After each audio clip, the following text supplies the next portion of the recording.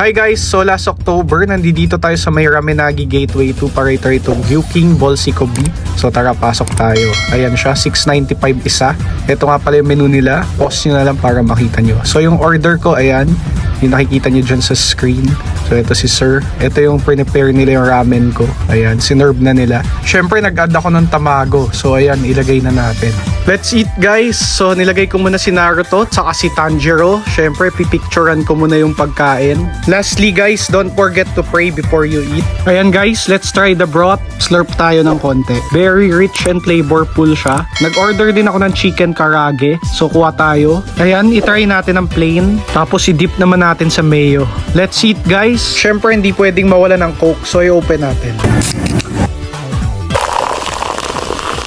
Okay, let's try our Gyuking Bolsiko Beef. Let's start with the Bolsiko Beef. So, chewy siya, guys. So, i-mix natin yung noodles. I-mekus-mekus muna natin. Noodle pool muna, guys. Bale, level 5 spicy pala tong in-order ko na Gyuking. So, try natin. Tin perm noodles nga din pala siya. Ito yung tamago, guys. Ayan, paubos na. So, yun lang, guys. Kung nag-enjoy naman kayo, please follow for more and ingat kayo palagi.